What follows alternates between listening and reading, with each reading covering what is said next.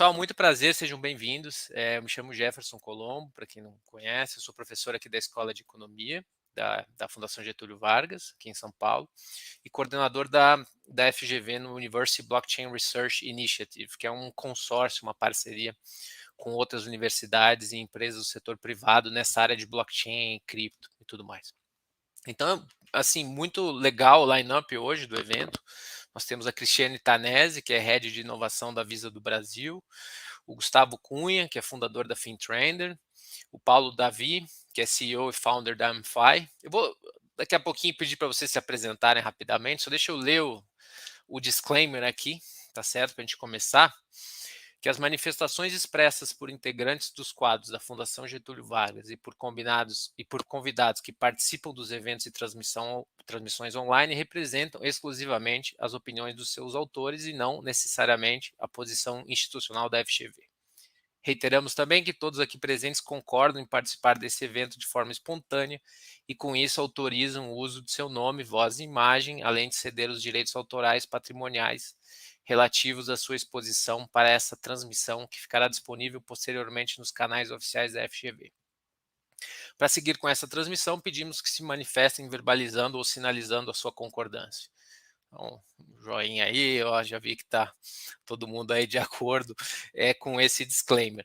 Então, antes de eu passar algumas instruções, eu acho que é legal vocês se apresentarem, de repente por ordem alfabética, começa com a Cristiane, depois o Gustavo e o Paulo, para vocês falarem um pouquinho sobre os projetos e as atividades de vocês nessa área de blockchain e cripto. Legal. E mais uma vez, obrigado, né? Obrigado a todos por terem topado aqui fazer parte do webinar, vai ser uma discussão muito legal, tenho certeza. Obrigada a você, professor Jefferson, aí, pelo convite, um prazer, né? Os meus colegas aqui de bate-papo, Paulo e Davi, e boa noite a todos e todas. Eu sou responsável pela área de inovação da Visa no Brasil. Na área de inovação, a gente define aqui novas soluções, né, tanto para parceiro quanto para a própria Visa do Brasil, olhando, entre outras coisas, o blockchain, né, como possibilidades. Muitas vezes até me perguntam fazer uma breve apresentação, mas assim, é porque a Visa, falando aí de blockchain, justamente porque somos a rede das redes, né? E como rede das redes, queremos garantir a interoperabilidade entre todas as formas de pagamentos existentes. Então, por isso o interesse tão grande, e eu vou ter o prazer de contar aí o caso de uso que foi desenvolvido aí pela Visa e seus parceiros aí no Lift Challenge. Gustavo. Tá Manda bala aí. Eu sou Gustavo Cunha, eu divido minha vida em duas partes. Na primeira parte, quando eu era diretor de banco, né, eu trabalhava no mercado financeiro tradicional, quase 25 anos ali, entre tesouraria, eu saí do Rabobank lá em 2015, e a partir daí, a parte mais cripto, inovação, blockchain. Né? Então, de lá para cá, eu tenho feito vários chapéus, feito várias coisas, muita coisa na gestão de comunidade e gestão de conteúdo. Né? Tenho a FinTrender, que é uma grande gestora de conteúdo nisso daí. Para quem não segue, já vou fazer aqui o jabazinho. Siga lá, tem FinTrender no YouTube, fintrender.com, que a gente tem a newsletter, tem tudo. E é isso, acho que esse é o Gustavo, e feliz da vida de estar discutindo aqui com essas duas pessoas formidáveis, aí, que é o Paulo, que eu já conheço melhor, e a Cristiane, que estou conhecendo hoje, mas já sei da história, e até vi a apresentação que ela fez no Lift lá, que foi bem legal. E brigadão, Jefferson, e a GV ESP aí pelo convite para estar aqui. Boa. Pessoal, boa noite. Jefferson, brigadíssimo pelo convite, é uma honra e super feliz de estar aqui com vocês. Me apresentando, eu sou advogado de formação. Lá em 2014, eu fui um dos primeiros empreendedores de fintech aqui no Brasil. Eu montei a Biva foi uma das primeiras fintechs, foi o primeiro peer-to-peer lending do país, deu origem depois à sociedade entre pessoas, toda a regulação ali das fintechs. A gente vendeu a empresa em 2017 para PagSeguro, e aí em 2018, junto com outro sócio, eu montei a Grafeno. Hoje a Grafeno talvez seja uma das principais fintechs hoje do mercado financeiro. A gente está processando lá mais de 180 bilhões de reais, perto da Visa é muito pouquinho, né, Cristiane, mas para uma fintech já é bastante. São mais de 6 mil empresas operando com a gente lá. E aí, desde o ano passado, a gente tem montado a Amfi.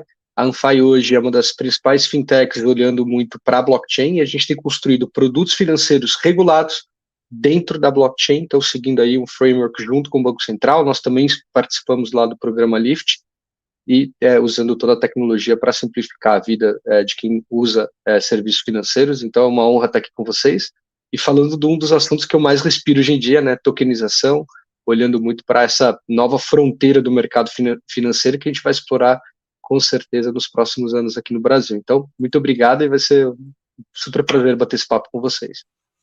Legal. E composição bacana, porque ficou assim, a Cristiane representando uma instituição financeira tradicional, grande, mas com um olhar para a inovação. O Paulo representando uma fintech, né, que está fazendo um trabalho bem legal, e o Gustavo com uma visão geral, tem um contato super bacana com vários players, né, empreendedores e gente que está com a mão na massa nesse setor. Então, assim, para mim também é um prazer recebê-los. Antes de eu começar, vamos lá, assim, tem o link do Slido aqui na descrição do vídeo, façam perguntas, gente, porque eu acho que para aproveitar ao máximo, né, os convidados, é interessante ter perguntas, tá certo? Então, cliquem e façam suas perguntas, tem também no LinkedIn, que podem ser feitas perguntas lá também, tá certo? E esse webinar ele é feito no âmbito do mestrado profissional em Finanças e Economia, tá certo? É um mestrado profissional que a escola oferta, é focado em quem está no mercado de trabalho, mas quer desenvolver o ferramental, o instrumental quantitativo em economia e finanças. E a gente tem uma ênfase de tecnologia financeira, que é super bacana, que os alunos estudam blockchain, cripto, capital de risco, regulação financeira. Então, um curso, um mestrado em economia, mas com esse olhar para as novas tecnologias e essas coisas que estão acontecendo. Certo? Então, tem também o link para vocês darem uma olhada.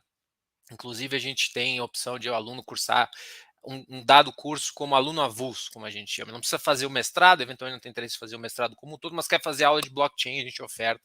Então é super legal também. Certo? Então também, se como o Gustavo fez o jabá, eu também faço aqui o jabá aqui, né, da Escola de Economia, tá certo?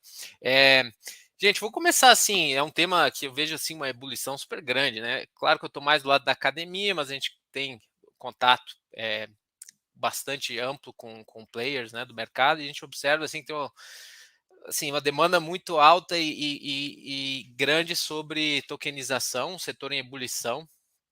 E aí, quando eu penso assim, né, e aí eu quero ouvir de vocês, mas, bom, tudo pode ser tokenizado, né, qualquer coisa, qualquer ativo financeiro, não financeiro, né, imóveis, arte, vinhos, whisky, enfim, tem um universo quase que infinito de possibilidades, mas o que faz sentido ser tokenizado, tá certo? Acho que você tem ganhos marginais maiores em alguns mercados do que em outros.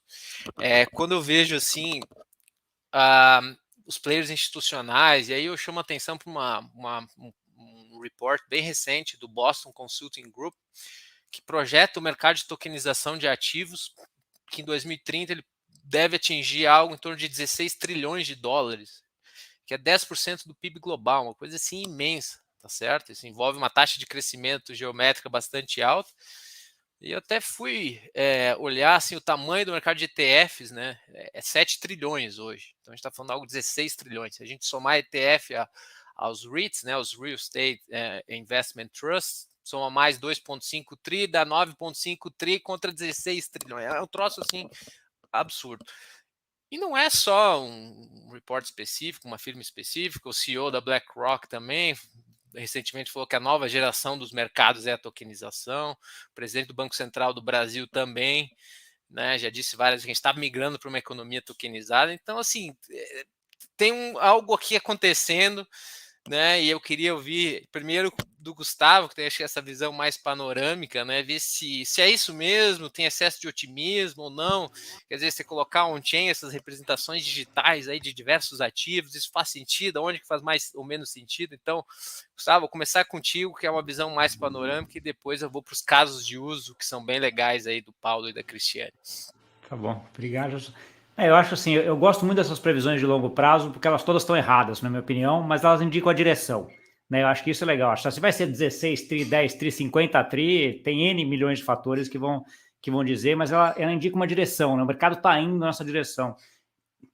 E eu gosto de ver a parte de tokenização, desculpa, por um ângulo que eu sempre comento de olhar a floresta para depois entrar na árvore. Né, que é um pouco de, cara, o que é tokenização? Tokenização, na minha opinião, ela envolve uma nova infraestrutura de mercado financeiro, tá? Que é baseada em blockchain. Né? Então, acho que essa é um pouco do que a gente está olhando para cá, e essa tokenização ela vai envolver essa nova infraestrutura que vai gerar ali os tokens lá dentro, que vão ser negociáveis, tokens fungíveis, tokens não fungíveis e tudo isso. Então, assim, não é simplesmente eu pegar um ativo e fazer uma representação diferente dele. Ele envolve uma nova infraestrutura, né? Então, e aí, o que você vê as infraestruturas de redes não permissionadas, públicas, né? Ethereum, rede do Bitcoin, Solana, tem várias aí que estão nesse sentido, e o que você vê os governos hoje se apropriando dessa tecnologia para fazer as suas redes dentro dos países, né, ou interconectada entre os países utilizando essa tecnologia. O Brasil é um dos que está bastante à frente nessa discussão aí, com a infraestrutura do real digital, né, que a gente fala que o real digital é uma stablecoin, é uma CBDC, na verdade ele é uma infraestrutura de mercado, né? Vai ter o token lá do real digital, do real tokenizado, que vai estar andando dentro daquilo lá, mas é uma nova infraestrutura.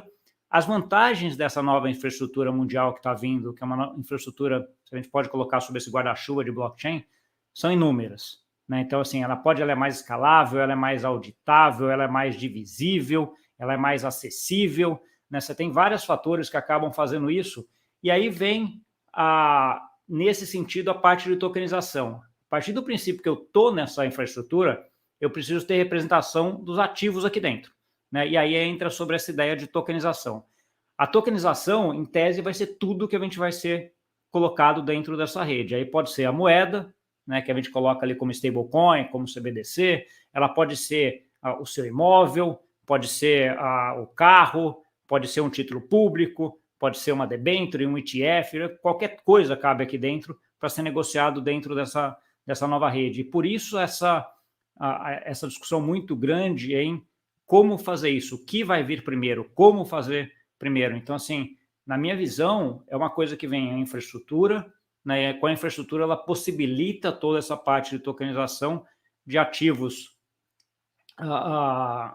fungíveis, né? O EDA, por exemplo, e ativos não fungíveis aí na categoria de NFTs, etc. Então, assim, essa é uma tendência que, para mim, está muito clara, está vindo e está se intensificando, né? Então, assim, para quem já fez essa transição de mundo tradicional lá em 2015, 2016, um pouco mais para esse mundo cripto, né? Passou por várias transições que, assim, se a gente pegar 2017, por exemplo, você falava de Bitcoin, etc., com bancos institucionais, etc., ninguém nem queria ouvir falar, era uma coisa meio aquela coisa separada, as pessoas nem te recebiam, porque era uma coisa meio ali obscura, ninguém sabia se o negócio era, como é que ia fazer. Hoje, a gente tem todos os institucionais, você citou alguns, a gente está aqui com a Visa, que também não vai me deixar mentir depois, né? Estão todos olhando a utilização dessa tecnologia para o futuro, né? Então, assim, isso é claramente uma tendência. Aí a discussão que a gente tem um pouco é como é que a gente vai fazer essa infraestrutura, né? Ela vai ser a níveis locais, ela vai ser já uma infraestrutura com interoperabilidade, né? Vai ser uma infraestrutura global. E aí, como é que a gente vai tokenizar? O que vai ser tokenizado primeiro, né? Então, eu costumo dizer sempre que o caso clássico em relação à de tokenização, que já tem uma vantagem fácil para mim, que é uma tokenização de uma stablecoin, né? Uma tokenização da moeda associada à tokenização do bem, que o exemplo clássico é o carro, né? Aquela história de você vender o carro no mercado secundário. O que você faz primeiro? Você transfere o carro ou você paga para ele, né? Antigamente, quando você não tinha o Pix, você ia abraçado com o cara para o cartório e depois no banco, né? Porque você passa o carro e o cara não transfere ou vice-versa. Hoje com o Pix facilitou já bastante, né? Porque você está lá no cartório, transfere, você já está do lado do cara, ele já te passa o Pix, resolve, já facilitou muito. Mas ela ainda não é uma transação que a gente chama de transação automática, né? Não é uma transação atômica, né? Que é o nome coisa, o DVP, Deliver versus Payment, né? Não é aquela transação que você entregou o certificado do seu carro, automaticamente o dinheiro vem para sua conta e somente se acontecer uma, acontece a outra, né? Então, assim, isso em blockchain é praticamente nativo, é fácil de ser implementado. Então, assim, esse é um exemplo, assim, relativamente fácil e rápido de ser feito, mas é muito mais do que isso, né? Mas eu acho que eu vou parar por aqui, aí dá para a gente continuar. Depois dá para continuar, assim, eu vi um pouquinho das dores que isso resolve, né? Questão de programabilidade, o que isso vai propiciar de inovação, né? Essa grande infraestrutura do real digital, né? Quer dizer, o Pix dos serviços financeiros, assim que o Banco Central se refere, o que isso pode gerar, já é uma baita discussão. E legal, Gustavo, essa tua visão. E até você falou dessa integração, e acho que o Paulo tem projeto saiu no Valor Econômico, né, recentemente, a tokenização de dívida de empresas brasileiras, foco em investidores estrangeiros, e parece que tokenização tem essa característica, assim, né? Claro que tem diferenças regulatórias entre países, tem algumas barreiras, né? Não é tão simples, mas que você pode, aqui do Brasil, eventualmente ter exposição em portfólio, um imóvel na Tailândia, por exemplo, né? Coisas que a tokenização, no caso, nesse exemplo de ativos, poderia proporcionar. E aí, Paulo, eu gostaria que você contasse assim um pouquinho, né, o exemplo, o que a Amplify está trabalhando, né, nessa área de tokenização, que tipo de dor, né, qual dor real está sendo resolvida ou mitigada, que acho que você tem casos de uso bem interessantes também. Legal. Aqui, tá, Jefferson, eu vou pegar um ou outro gancho aqui, que o Gustavo levantou boas bolas para a gente poder continuar a conversa, mas numa visão bem simples, a Amplify tem construído produtos financeiros regulados na blockchain. Então, a gente começou usando um produto, construindo um produto que ele é um lending pool, então ele é um smart contract, né, um contrato inteligente, que orquestra diversas coisas no mundo real. Ele orquestra uma securitização, ele orquestra uma conta bancária, ele orquestra a troca de titularidade de ativos financeiros, e ele faz tudo isso de uma maneira mais rápida, mais eficiente e sem a necessidade ali de muitos intermediários. E aí eu pego um pouco do gancho do Gustavo, quando ele fala um pouquinho assim, o que vai ser tokenizado, né? Principalmente no mercado de crédito, e principalmente no mercado de crédito aqui no Brasil, a gente tem um mercado com baixa informação e com bastante baixa enforçabilidade das operações. Então, por ser um país que era colônia, por ser durante muito tempo pobre, por ter bastante burocracia, por N motivos, né, por ter um código civil napoleônico, enfim, a gente tem hoje um sistema de crédito em que é muito difícil, principalmente, eu enforçar uma dívida. Então, se eu devo, eu tenho que ir na casa do devedor cobrar lá na casa dele. Muitas vezes ele usa o poder judiciário para se proteger, né? Então, a gente teve, no começo do ano, um caso bem emblemático de crédito corporativo, em que o contrato funcionou perfeitamente bem, né? O instrumento financeiro, a debênture, funcionou super bem. Ele levanta a mão, eu entro em recuperação judicial, tenho 7 anos para receber aquilo, né? Então, isso encarece todo o sistema, isso gera insegurança jurídica, isso gera bastante camadas ali. E quando a gente transforma toda essa visão, né, do deliver versus payment, ou seja, eu entrego o produto e eu recebo o valor usando um contrato inteligente que é automatizado, que é auditável, que é imutável e que é transparente, a gente traz para todo o sistema, né, um ganho de eficiência enorme. Então, pegando um pouquinho do gancho do Gustavo, a gente tem usado muito desse conceito, né, de usar a tecnologia aonde ela é bem aplicável para ajudar o mercado de capitais brasileiro a evoluir, né, tendo produtos que são mais eficientes, mais rápidos, mais transparentes e com muito mais confiabilidade.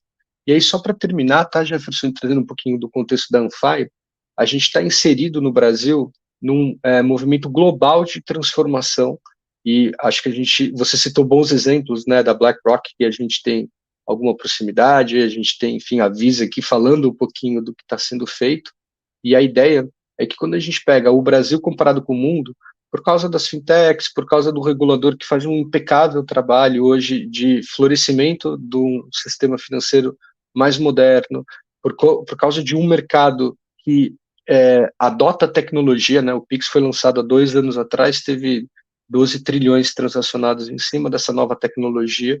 Então, a gente hoje olha o Brasil não só como um grande mercado financeiro a ser explorado, mas também como a vanguarda e o laboratório do mundo. Então, a Amplify hoje tem desenvolvido muito dessa tecnologia em que o smart contract, né, a blockchain, conversa diretamente com o sistema financeiro tradicional, e acho que a gente tem construído coisas bem importantes, né, bem relevantes, e a gente vai falando aqui ao longo do dia, assim, mas tem muita coisa legal sendo feita. Muito legal, Paulo. Enfim, depois a gente detalha mais, mas agora então passando para a Cristiane, que tem enfim, representa um consórcio, né, Cristiane, a Visa, com outras entidades parceiras, que é muito interessante, focado no mercado que o Brasil é o maior produtor de soja e o agronegócio é uma força local, então Queria que você explicasse, contasse para o nosso público um pouquinho desse caso de uso super bacana que vocês Legal. apresentaram no Lift Challenge. Tá bom, vou contar aqui, que eu acho que até para seguir a linha, acho que fica mais legal contando. A gente falou bastante da tecnologia, e a gente sempre faz uma provocação na área de inovação, que a tecnologia ela escala na medida que ela resolve problemas reais, dores reais, né, das pessoas, das empresas, assim que ela é adotada em todos os ambientes, né? Então, a gente entendeu, tudo começou entendendo qual seria o nosso caso de uso, né? Que dor a gente gostaria de resolver com essa tecnologia. Até fazendo um preâmbulo aqui antes, assim, vocês falaram também do regulador, e é importante, acho que também para a audiência entender que, assim, o Brasil, o Banco Central trabalha em conjunto com a FENASBAC, né, num laboratório de inovação tecnológica dos serviços financeiros, né, que eles chamam de LIFT. Né, e dentro do Lift Challenge, eles lançam desafios específicos. No ano passado, eles lançaram desafio específico de casos de uso para o real digital. Né, então, foi dentro desses casos de uso que um deles, a Visa, participou aí, em consórcio aí, com a Sinqia, a Microsoft e a AgroToken. Né? Então, em conjunto com essas empresas, o nosso time global, e também outro aspecto importante, a vanguarda que realmente o Banco Central do Brasil está. Né? Então, a Visa também percebe isso ao longo do... Né? A gente tem participado de alguns desafios, mas, de fato, o Brasil é um dos mais avançados. Né? Então, a gente tem um foco total aí da Visa para o Brasil, para esse aspecto, e a gente, como brasileiro, se sente muito orgulho, né? Que é um regulador que está aberto a discutir. Então, qual que é a proposta desse laboratório? É justamente entender quais são os casos de uso, quais são as barreiras que vamos enfrentar, não só de tecnologia, mas de segurança, privacidade, eventualmente regulação, participantes, acho que justamente para discutir. E essa discussão que tem sido feita ao longo dos anos aí é bem interessante. O nosso caso de uso, então, a gente entendeu, primeiro, voltando aí para o agronegócio, né, que o agronegócio representa assim 27% do PIB do país, então super relevante para o país, e existe uma dor dos pequenos e médios agricultores de conseguirem crédito. Né? A gente sabe que o país tem um crédito incentivado, mas somente 42% da necessidade de crédito é atendida por esses benefícios pelo governo federal, né, que são dados pelo governo federal. Basicamente, assim, a dificuldade, a gente foi acessar algumas fontes de estudos e entender quais eram as dificuldades. Assim, a primeira é excesso de burocracia, que é muito difícil um pequeno agricultor organizado conseguir romper às vezes, essas barreiras, né? Então, excesso de burocracia, essa oferta na liberação do crédito, né? Enfim, a falta de oferta é uma grande barreira para esse pequeno e médio agricultor conseguir ter acesso ao crédito incentivado, que seria a primeira fonte de recurso do país. Você sabe que na questão do governo tem algumas questões sendo levantadas, tá? Mas vamos imaginar que esse é o cenário, acho que até para um cenário de um caso de uso, foi o cenário que a gente se baseou e a gente pensou, e por que não desenvolver uma plataforma aí que propõe, de fato, essas finanças descentralizadas aí, de forma regulada, né, agnóstica de blockchain, interoperável, que a gente pudesse oferecer aí para os pequenos e médios agricultores a expandir aí o seu negócio por acesso a essas ferramentas. Então, vou tentar contar um pouco o caso de uso. Se não ficar muito claro, vocês vão colocando aqui no chat, façam perguntas. Eu tenho um slide depois para apoiar, se for necessário, tá? Mas, assim, vamos imaginar que a gente tem o nosso agricultor aqui. Eu vou contar o caso inteiro para vocês, tá? Mas, assim, nosso agricultor aí, do produtor de soja, eu tô vendo que o Gustavo está adorando ali a história, já está imaginando o nosso agricultor ali de soja no São Nicolau, no Rio Grande do Sul, mas sempre ajuda a tangibilizar, né? Acho que é legal. É necessário, é bom até para você fixar, é a melhor coisa. O Jefferson, se como eu dou aula, a gente sabe. Você coloca esse caso tangível, fica fácil de fixar, né? Então, a gente sai desse mundo blockchain para a gente falar, de fato, pensa nesse agricultor do Rio Grande do Sul, está lá querendo crédito, o que ele faz? O primeiro passo, ele tem uma parceria lá com uma cooperativa, ele já tem esse acordo com essa cooperativa e negocia o contrato dele de venda futura, porque ele sabe que ele vai começar a plantar agora, vai colher em 6 meses. Então, ele negocia esse contrato com preço fechado, em 6 meses ele faria entrega. Só que para fazer a plantação, né, né, para poder os insumos da fazenda, né, comprar esses insumos e tal da fazenda, ele precisa de dinheiro agora. Então, ele precisa o quê? Antecipar esse dinheiro. Ao invés de ele antecipar de formas tradicionais, ele nesse modelo, ele abre novas possibilidades. Então, ele fica sabendo que existe essa plataforma de finanças descentralizadas e ele pensa, por que não vou participar disso, né? E aí, através da instituição financeira dele, que ele já tem relacionamento, ele pode se cadastrar para este marketplace. Né? Então, ao se cadastrar, ele coloca alguns documentos que são comprovatórios que ele tem essa safra. Então, assim, tem documentos no Brasil para isso, que é a cédula do produtor rural, né? Ele pode ter, por exemplo, ESG, se ele tem algum certificado da terra dele, enfim, mais sustentável, e tem também a própria tokenização dessa safra futura. Né? Ele vai inserir todos esses dados na plataforma e a ideia é que essa plataforma, o fato de você estar justamente no blockchain, você ter credibilidade, né? Todos esses documentos são, a gente tem o Know Your Customer, tem né, acho que todas as checagens, tanto das pessoas que estão participando da plataforma, mas também desses documentos que entram ali e a partir dali ele faz um leilão do que seria a antecipação do contrato dele. Para isso, é sempre colocado de forma automatizada. Estou tentando simplificar aqui, tá? Mas utilizando os contratos inteligentes, né, você pode definir qual é a regra para participar desse leilão. Então, vou vender a saca, o valor mínimo a tanto. Né? Então, essa é a minha defesa ali para receber as ofertas do leilão, e o leilão começa dali para cima, e através do contrato inteligente, no momento que é fechado esse leilão, ele automaticamente, então a gente falou também desse swap, ele acontece de forma automática. Então, você que comprou esse contrato, você automaticamente transfere a sua moeda digital e ele recebe essa moeda aqui no Brasil. O que está por trás disso? Acho que muita tecnologia. Né? A gente conta assim de forma simplificada, mas acho que a gente tem por trás do blockchain aí a preocupação da interoperabilidade, né? Porque imagina se eu estou falando de um investidor internacional, ele está em outra moeda, então nesse caso de uso que a gente apresentou no Banco Central foi o USDC, ele vai pagar na moeda no real digital aqui no Brasil, então já tem que ter uma conversão automática e receber automaticamente esse contrato, né, que é um NFT, né? Então ele está recebendo um NFT e esse investidor recebe esse NFT e o produtor ali recebe o dinheiro na mão, que com isso ele consegue pagar não só os insumos da safra dele, ali, da fazenda, mas ele também pode pagar, por exemplo, os empregadores temporários, seus empregados temporários que estão ali na fazenda. Né? A gente, no caso de uso, a gente até demonstra que ele pode fazer isso que a gente chama de dual offline, né? Com 2 celulares, com tecnologia de segurança embarcadas, né? Nesse celular, tem que ter o mínimo de requisitos aí do NFC e do TII. Ele faz quase um check, né? Os 2 celulares e faz a comprovação de ambas as partes que sim aceita essa transferência. Então, exemplo do offline também. Então, nosso caso de uso vai desde o momento que você fez o contrato, vende nesse marketplace, negocia com esse investidor, o produtor recebe esse dinheiro, faz o pagamento local dos seus empregados e também quem comprou aqui no Brasil, né, essa safra lá em 6 meses, vai fazer a liquidação depois para esse investidor internacional no prazo estabelecido. A gente imaginou uma plataforma de ponta a ponta para demonstrar toda a tecnologia que está por trás disso, as partes envolvidas, e eu acho que mais interessante de tudo isso é a gente pensar nas possibilidades, né?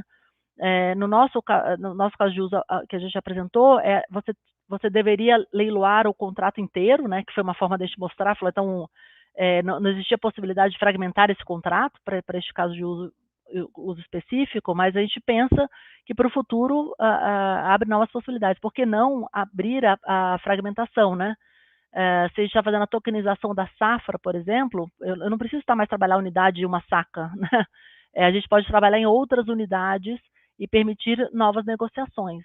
A AgroToken, que é nosso parceiro, que cuida de toda a parte de tokenização, já está no Brasil, né? Atuando aí nessa tokenização de grãos, e a ideia é justamente permitir que essa tokenização abra novas portas do que a gente chama de barter, né? Que é essa negociação entre essa indústria, né, entre comprar os insumos, enfim, tudo que está girando ao redor, mas com partes do valor como um todo, né? Então você abre novas possibilidades, né? Acho que eu resumi aqui, não sei se vocês entenderam, acho que se fica claro, mas acho que o legal é um pouco isso, mostrar que essas tecnologias de forma orquestrada faça justamente que todo esse caso de uso seja possível. E foi super legal, né? A gente ficou bem feliz com o resultado. E é tudo pelo celular, no caso do produtor, o leilão, assim, é tudo muito fácil, né? Essa interface aí de quem está lá na ponta, né? É Isso é super um fácil. Se quiser, eu aspecto. posso mostrar até uma telinha aqui. Se eu consigo mostrar Eu bem acho ela. que Depois eu posso mostrar depois. Se quiser, eu mostro a telinha funcionando, mas é muito tá. legal. Eu acho que seria legal para ficar até mais concreto, assim, mas pode ser. Bom, mas muito bom, assim, acho um projeto com uma aplicabilidade e assim, o pessoal, o investidor lá fora olha o agronegócio brasileiro, a capacidade de você colocar certificação, que você está comprometido com as melhores práticas de ESG, né? Imagino que isso tem uma demanda também bem alta, além de um problema óbvio do ponto de vista do pequeno e médio produtor, imagino que tem uma demanda bastante grande para esse tipo de investimento, então acho bem legal. Depois a gente volta para isso, eu vou avançar aqui nas perguntas, porque a audiência aqui já está deixando algumas perguntas. O Jorge Fauzi, ele escreve o seguinte: dá para imaginar que a inteligência artificial cognitiva se ajusta perfeitamente à tokenização, proporcionando inúmeras oportunidades de trabalho e empreendedorismo, e até tirando essa parte de inteligência artificial, acho que seria legal se alguém tiver algum insight sobre, mas um pouquinho também do que o Gustavo falou, essa questão de proporcionar oportunidades, né? Essa nova infraestrutura que pode gerar um monte de coisa. Algumas a gente pode antecipar, outras a gente nem imagina, mas que surgirão lá na frente. E aí, assim, o jeito que eu penso isso, né, que essa nova infraestrutura, ela tem um efeito que é quase que mecânico, né, que você está substituindo uma infraestrutura antiga, que você tem um tempo muito maior para liquidar transações, tá certo? Você tem alguns intermediários que podem ser retirados desse processo para torná-lo mais eficiente. Então, você colocar uma infraestrutura de Web3, você já gera uma velocidade muito maior para liquidar transações e pensando numa internet de valor, né, onde você quer transferir valores de uma forma instantânea, enfim, e sem fronteiras, né, eu acho que é um passo natural, né? Você está trazendo uma infraestrutura nova. Mas na margem extensiva você tem um monte de modelos de negócio que se tornarão possíveis somente se você migrar para essa nova infraestrutura, né? Então eu tenho esses dois lados assim, e colocando isso, não sei, obviamente, se vocês concordam, mas essas novas oportunidades, né, que o Jorge aqui ele coloca, né? O que vocês acham? O que dá para a gente discutir sobre isso? O que vocês veem aí nesse... Não é futuro não, já está acontecendo, né? Já tem muita coisa. Só colocar uma palhinha aqui, eu já jogo pro coisa. Ele trouxe a palavrinha que eu escuto mais do que tokenização hoje em dia, que é a inteligência artificial, né? Então, assim, desde que o ChatGPT colocou, virou a buzzword de tudo agora, né? Toda a discussão que a gente acaba vendo. Tem um livro chamado Vida 3.0 que eu indico a todo mundo que quer entender sobre isso. É um livro de 2017 que conta toda a história de como é que é o desenvolvimento da inteligência artificial, com discussões sobre o que é aprendizado e tudo. Acho que fica uma dica aqui muito interessante, chama Max Tegmark, quem é o autor do livro, para você entender quais são essas discussões de éticas, etc., que já está vindo. Isso aqui não é uma coisa nova, ele agora chegou a gente, né? Inteligência artificial, mas é um negócio que já está sendo desenvolvido aí há anos. Tá? Então, assim, mas o que eu vejo aqui em relação a essas tecnologias, que é uma coisa também que a gente, de certa forma, precisa também tomar um pouco de cuidado, e eu tomo muito cuidado até quando eu estou falando, porque a gente envereda muito pela ideia de falar da tecnologia, né? Blockchain, tokenização, NFT, né? No final das contas, isso vai ser uma base para alguma solução que a gente vai estar fazendo. Então, assim, o que o público em geral vai ver é a solução. Ele vai entrar lá no chat GPT de blockchain daqui a um tempo, vai lá fazer alguma coisa e vai resolver um problema para ele. Então, assim, o que a Cristiane colocou é uma coisa bem interessante, porque ela resolve um problema na parte de agronegócio, de o cara ter um financiamento mais fácil. A parte de barter, eu trabalhei um bom tempo no Rabobank, né, que é um dos principais bancos aí no Brasil em termos de agronegócio. E lá, claramente, barter é uma coisa muito comum, né? Então, tem exatamente essa transferência de valor, né? De você plantar agora e já vender um pouquinho da safra que vai colher depois para comprar a parte fertilizante. Então, assim, essa tokenização que você fez encaixa muito nesse conceito também, que é uma coisa daí não para o pequeno, para o médio, para o grande produtor rural também que se enquadra, né? O caso do Paulo, quando vai falar da MFI, mercado financeiro, tem muita coisa dentro do mercado financeiro hoje que a gente com tecnologia consegue resolver. Isso quer dizer que a pessoa que vai estar comprando um FDIC, que vai fazer um título securitizado precisa saber, no final das contas, vai estar... Às vezes não, mas quem está fazendo vai ver, vai ser muito mais efetivo, você vai ter o teu preço 24/7, você vai poder negociar em qualquer lugar, então você tem várias coisas que vão vir a reboque disso. Então, assim, só para tirar um pouco dessa ideia de que cria um pouco dessa ansiedade de, cara, eu preciso saber sobre inteligência artificial, vou ficar sem emprego, eu preciso saber sobre blockchain, preciso saber sobre coisas. Sim, o mundo vai se desenvolvendo e a gente vai tendo as soluções em relação a isso. Voltando aqui para o ponto tokenização, e acho que eu já vou até deixar a bola aí para o Paulo comentar, né, depois você, Cristiane. Sim, o que eu vejo muito é que assim, os casos de uso que vocês dois estão fazendo são casos de uso muito reais, muito atuais, que já resolvem grandes problemas. Né? Então, assim, acho que talvez o que vale a pena a gente colocar aqui é um pouco essa história. Assim, quais são os 2 ou 3 principais problemas que vocês veem as soluções que vocês fizeram resolvendo hoje, né? Que é aquela coisa aquela dor que as pessoas têm. Boa. Cristiane, você quer começar aí? O Gustavo levantou a bola para nós dois. Pode ir, depois eu... Boa. Gustavo, eu diria que, assim, respondendo a tua pergunta dos problemas, eu diria que hoje a Anfai, ela tem resolvido principalmente a visão ali de reduzir o número de intermediários. Então, quem já consumiu qualquer tipo de produto financeiro, provavelmente teve uma experiência em que, poxa, mas o gerente me pediu algo que não pediu antes, e aí essa ausência de padronização, né, quando a gente vai para um ambiente em que é um contrato inteligente, né, um contrato automatizado ali de regras de negócio, você consegue reduzir bastante o número de intermediários. Com isso, a gente consegue ganhar imensa velocidade na hora de fazer as operações, e por último, a gente consegue reduzir bastante o custo. Então, eu diria que, assim, qualquer produto financeiro, se não for mais rápido e se não for para reduzir custo, é muito difícil alguém pagar mais para usar um produto. Eu diria que essas são as dores que a gente tem endereçado. E você falou uma coisa muito interessante aqui, Gustavo, respondendo a pergunta do professor Jefferson, que é sobre como se posicionar frente a esse mercado. Eu tenho uma opinião um pouquinho diferente da tua. Eu não acho que todo mundo deveria se preocupar com as novas tecnologias, mas pensa que quando a gente faz aquele recorte, né, Brasil 2014, né, tinha a porta giratória no banco, você tinha que ir lá para pagar um boleto, você tinha que, enfim, não existia aplicação, né, não existia nada que você podia fazer de uma maneira mobile, e hoje 75% das transações financeiras no Brasil já acontecem, né, de maneira digital, através de um aplicativo no telefone do usuário. Então, eu diria que quando a gente olha para o Brasil e você vê o Banco Laranja falando de tokenização, o Banco Vermelho falando de tokenização, o Banco Roxo falando de tokenização, é um sinal e é um pouco daquela tua leitura, né? Eu não sei se vai para essa direção, mas assim, poxa, parece que vai.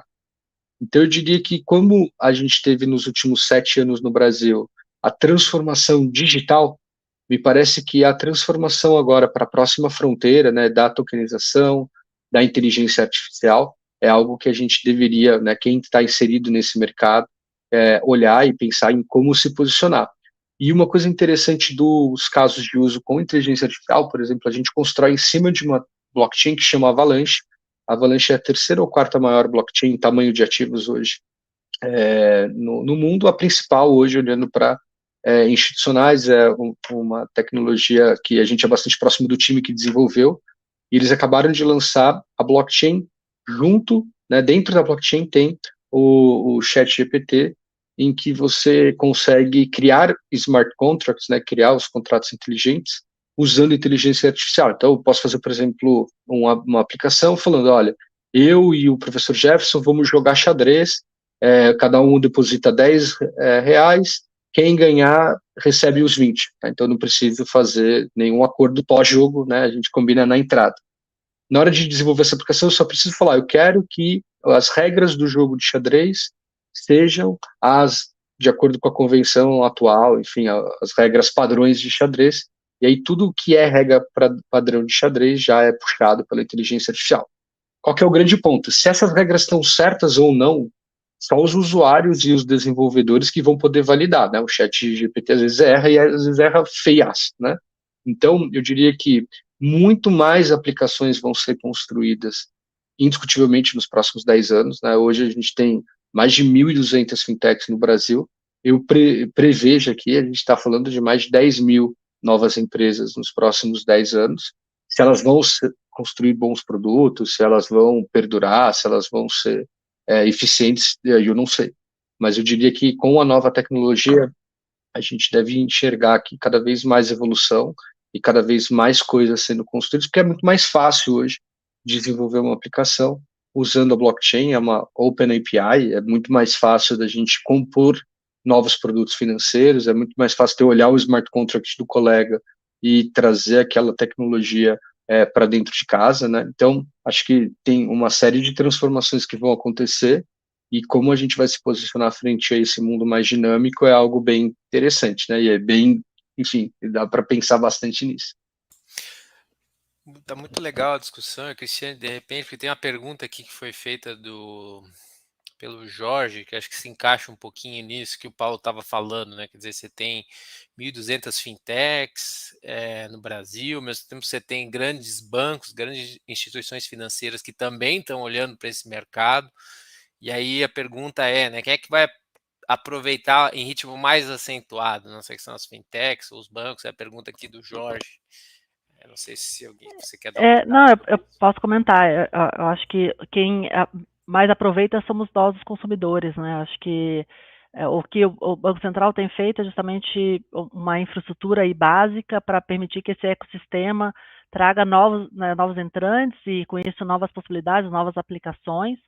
A gente também vê o destaque para os bancos que a gente chama de bancos incumbentes, né, os tradicionais bancos do Brasil, se diferenciando. Então, a gente compara com outros mercados internacionais, a gente pode até chegar aqui, vou me arriscar a chamar que eles também são fintechs, né, comparados aí com grandes bancos que estão fora do Brasil, aí, que estão parados no tempo. A gente não vê o mercado brasileiro muito preocupado, de fato, atender as dores e trazer novas possibilidades. Acho que isso que a gente ganha. Então, acho que quem ganha é o consumidor, e a gente vê isso, até voltando um pouco para a pergunta do Gustavo, quando a gente fala do nosso caso de uso, a gente também percebe que essa infraestrutura do real digital vai permitir também um ecossistema favorável aí a desenvolvedores, né, e atrair inovação para o Brasil, né, de forma que a gente possa utilizar aí a nossa infraestrutura básica, que no nosso caso de uso a gente também usou EVM, né, no Hyperledger Bezo também,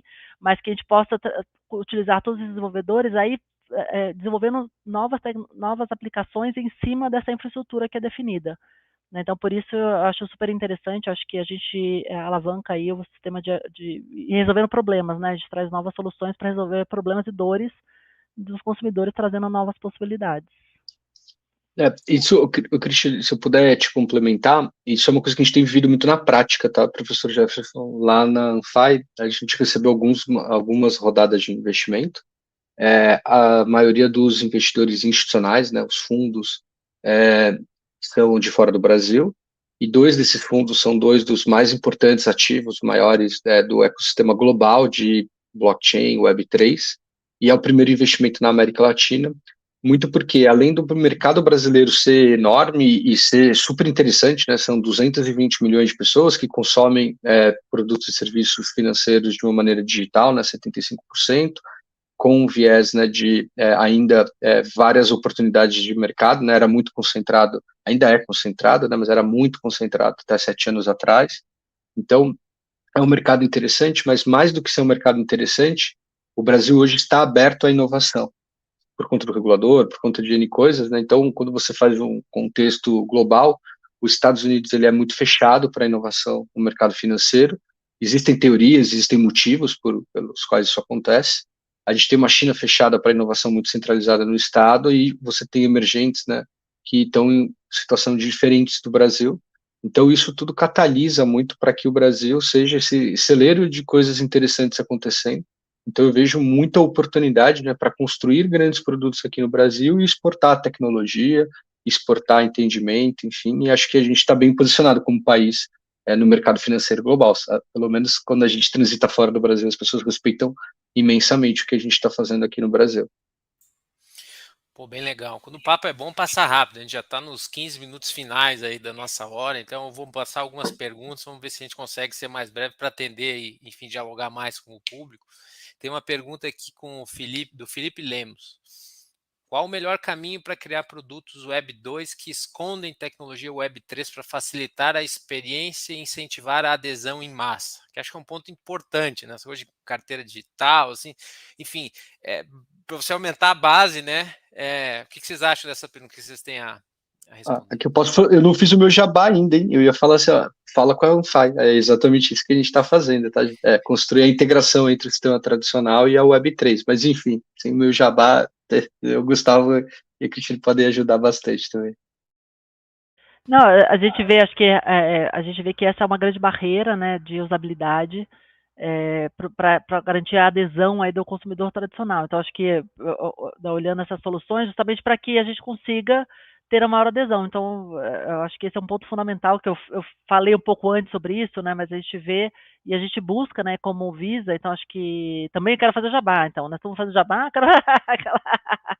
Mas acho que a preocupação, acho que das empresas, né, como a Visa, é garantir uma ótima experiência do usuário, né, e a gente faz isso, então, você vê, a gente não fala mais cartão, né, a gente fala das credenciais, e as credenciais são espalhadas em todos os lugares, então com aplicações fáceis e com essa interoperabilidade, porque não a sua moeda fiat se transformar rapidamente nessa criptomoeda, nessa moeda stablecoin, nessa CBDC e voltar, enfim, sempre dentro dos parâmetros, dentro da regulação, né, que como uma Visa, uma empresa multinacional, a gente sempre segue todos os padrões e regras, né, internacionais.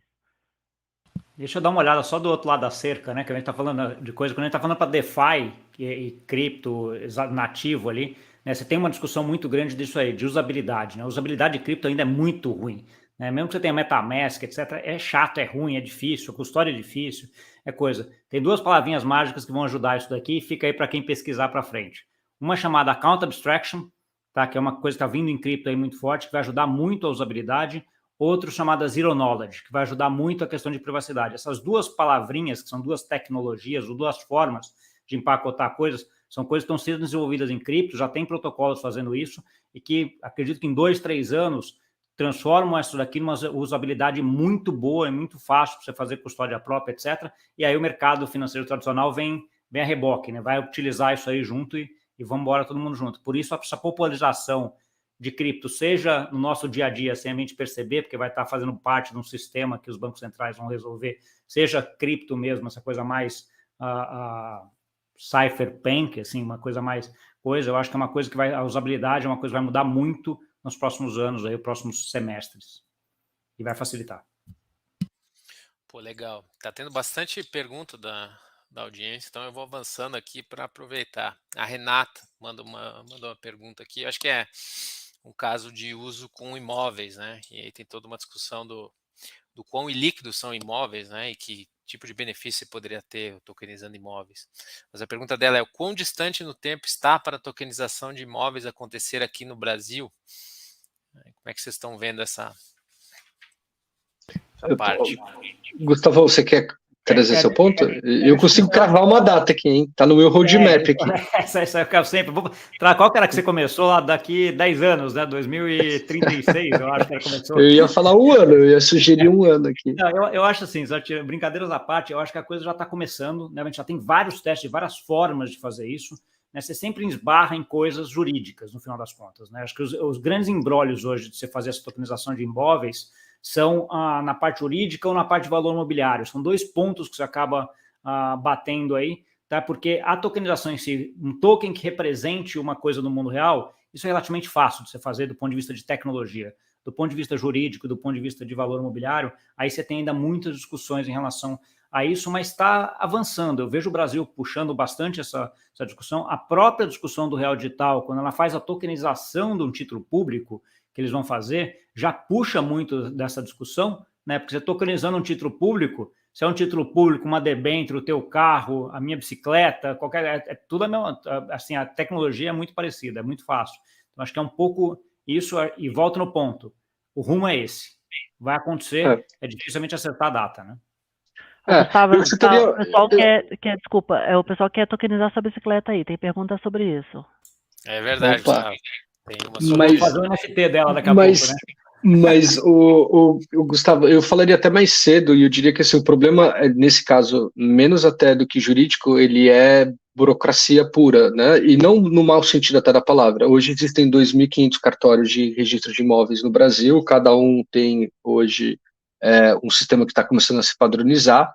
Como você bem disse, tokenizar o ativo é relativamente fácil. O que ele precisa acontecer agora é a integração entre o contrato inteligente e o sistema tradicional, né? Então, até a Cristiane falou muito de interoperabilidade. Essa interoperabilidade entre a blockchain e os cartórios, já existem excepcionais players construindo esse sistema, e na hora que ele estiver pronto, ele vai estar pronto antes do que a gente imagina, aí sim vai valer a pena. Eu tokenizo o meu imóvel, eu posso fracioná-lo, eu posso criar ali a visão de aglutinar alguns imóveis para fazer uma oferta deles de uma maneira mais eficiente. Então, eu sou bastante otimista, e eu diria que cartórios, né, e Detrans estão caminhando na direção correta para que veículos e imóveis possam ser bons ativos, ativos tokenizados. Pô, legal. Não vai dar tempo de responder todas aqui, mas tem uma acho que já foi parcialmente endereçada, que é a preocupação, como será o convívio dos contratos inteligentes com a justiça brasileira e como resolver as questões relacionadas a contrato inteligente que são irreversíveis. Acho que isso é uma discussão bem específica, se alguém quer entrar, porque vocês já tocaram num ponto que eu acho que é fundamental, que é a economia política da coisa. A tecnologia existe, já pode ser implementada, porém tem uma série de barreiras aí que não são triviais para resolver. E acho que aqui é um ponto que toca nisso também. Alguém quer? Eu acho que tem uma frase que eu costumo usar muito, que é assim, tudo que nós fazemos hoje, a gente consegue fazer melhor com o uso de novas tecnologias. Qualquer coisa. Entendeu? Assim, já tem tecnologias que fazem melhor até esse vídeo, esse webinar, qualquer coisa já existe isso. Né? Só que você tem um custo de mudança, a transição, que envolve vários fatores. Né? Quando a gente está falando de mudanças como essa, envolve fatores jurídicos, sociais, né? Tem populações que aderem à parte digital mais rápido, outras mais devagar. A brasileira é uma que adora muito, que é muito rápido em adoção de novas tecnologias, é uma cultura que faz isso, mas tem outras que não. Então, assim, só para responder rapidinho esse ponto. Boa, a gente já está indo para a parte final. É bom que está tendo bastante interação. Aqui, especialmente para você aqui, Gustavo, que são aquelas duas palavras. É anônimo, poderia ter colocado o nome no chat, mas tudo bem. Ao Gustavo Cunha, poderia explicar ou exemplificar as duas palavrinhas que ele referenciou? Então, essa é uma clarification question aí, por favor, esclareça, Gustavo. Consegue rapidamente? Não vai dar tempo, porque isso é mais complicado, mas eu vou deixar duas dicas para ele. Uma, no site da Fintrader, fintrader.com, você entra lá, tem um texto que eu escrevi sobre Account Abstraction e outro sobre a parte de Zero Knowledge, acho que são bem legais, bem introdutórios. E no YouTube da Fintrader tem duas entrevistas sobre esse assunto, sobre esses dois assuntos. Acho que é uma coisa que faz sentido, mas assim, tecnologia, acho que em 2 minutos aqui eu não vou conseguir explicar. Não sei se o Paulo ou a Cristiane querem pegar isso daí, mas em 2 minutos é bastante complexo para explicar. Principalmente porque a pergunta vem de alguém que talvez não tenha o background de tecnologia, né? O que aí tem que explicar mais coisa ainda. Não, eu queria só complementar.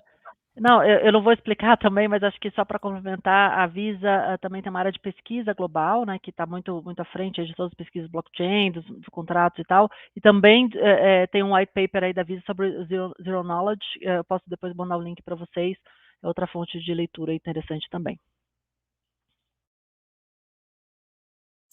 Certo, realmente, não dá para endereçar todos os temas, senão não dá tempo, são só 60 minutos, tem tanta coisa para discutir.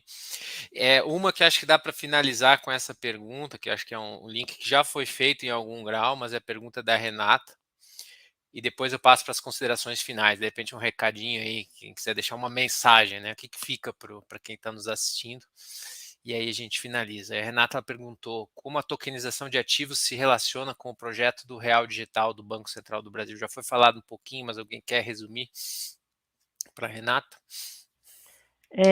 O próprio Real Digital, ele vai se transformar num token. Né, acho que esse é o primeiro recado. Acho que o Gustavo falou bastante no começo. Então, assim, os tokens podem ser tokens fungíveis ou não fungíveis, podem ser as moedas, podem ser ativos, como a gente falou aqui, dos imóveis, dos carros, dos investimentos, dos grãos. Tudo isso para a tecnologia blockchain são tokens. Né, e por isso a importância da gente garantir que esses contratos inteligentes, eles vão garantir a programabilidade do que fazer. Né, então, imagina que uma moeda é programável, né, porque com esse contrato você vai falar, olha, só paga o Paulo ou o Gustavo se acontecer tal coisa. Se acontecer automaticamente isso vai também acontecer do ponto de vista dessa troca, tá? Então, de forma atômica, né? Eu acho que eu tentei, enfim, acho que é isso. Isso, e de repente só adicionando que no piloto, né, tem o DVP do título público federal, mas você pode generalizar isso para qualquer outro ativo. Então, cria um universo de possibilidades a partir dessa infraestrutura, né, como foi discutido. Eu acho que o Banco Central tem muito conteúdo legal também. O próprio Gustavo tem, enfim, sobre esse tema, né? Caso a Renata queira dar uma olhada com mais atenção. Mas acho que ficou claro o link que existe, né, entre a nossa temática aqui de tokenização e o que está acontecendo no projeto do Real Digital, que, aliás, vocês já falaram, mas é muito legal ver que o regulador ele está agregando, né, as entidades privadas, né, fintech, grandes bancos, que são exatamente os players que vão construir, né, nessa camada, nessa nova infraestrutura. Bom, gente, assim, super legal, passa rápido mesmo, quando o papo é legal, eu, assim, aprendi bastante, acho que o público também, mas eu vou passar agora, então, recados finais, assim, se vocês puderem deixar uma mensagem, algo aqui que é central nessa discussão, o que vocês acham? Então, de repente, em até um minutinho aí, cada um, vou começar pela Cristiane, depois o Gustavo, depois o Paulo, em ordem alfabética. Fica à vontade, Vamos lá. Cristiane. Eu acho que o que é mais importante é entender que já está aí, né? Acho que a gente está falando dessa economia tokenizada, a tecnologia já está disponível, acho que a gente está discutindo agora como sociedade, como avançar aí nessas trocas que vão acontecer de forma tokenizada. A Visa tem investido muito em pesquisa, então, como eu falei anteriormente, a gente tem uma área de pesquisa global que está super avançada, são 2 anos dedicados já a essa pesquisa, entendendo as questões que são vitais aí para o Banco Central, por exemplo, como privacidade, né, segurança. Então, você está falando de uma marca que opera globalmente e acho que esse é um tema também vital para a empresa, né, no mundo.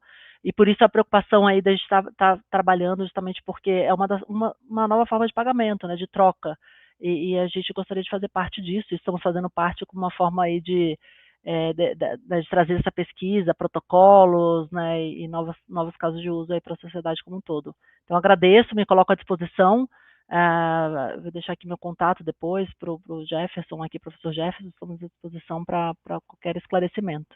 Muito obrigada. A gente que agradece, foi enfim, excelente. Gustavo, manda bala aí. Eu queria, antes de tudo, agradecer novamente aí, Jefferson, pelo convite, a você, personificado aqui pela GV também, desse convite. Eu queria deixar uma mensagem para todo mundo que cara, vamos atrás de informação, vamos atrás de educação, né? Acho que esse curso que vocês estão fazendo aqui na ESP FGV é interessante para quem quer fazer e quer entrar um pouco nesse mercado. É importantíssimo, né, a gente começar a entender isso, seja do ponto de vista dos negócios que a gente tem, seja do ponto de vista pessoal. Isso vai mudar muito a forma como a gente interage. Tem uma discussão, só pegando por esse lado, a Suécia é um dos primeiros países que digitalizou a moeda no mundo. Então, assim, tem muitos lugares na Suécia que você não aceita dinheiro mais, dinheiro papel, né? Tudo digital. Eles tinham uma preocupação muito grande com o que eles chamam dos excluídos digitais, que eram as pessoas mais velhas, que não tinham essa digitalização, muito coisa. Então, assim, tem uns programas interessantes em relação a isso.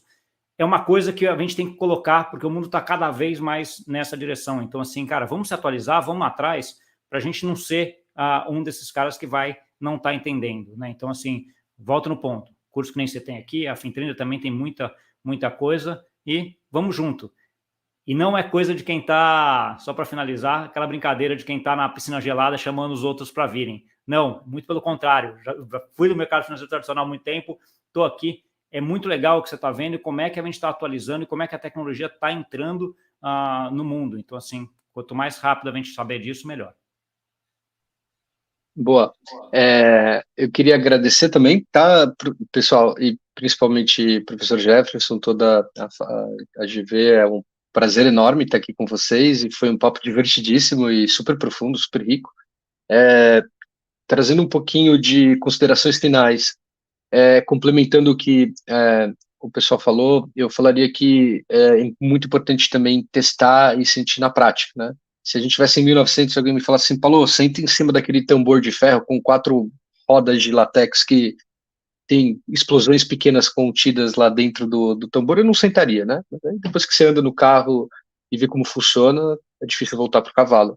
Então eu diria que tem muita coisa prática que com colocando os pezinhos na água, não precisa pular de cabeça, mas testem, conheçam, façam parte ali do que está acontecendo, que é bem interessante.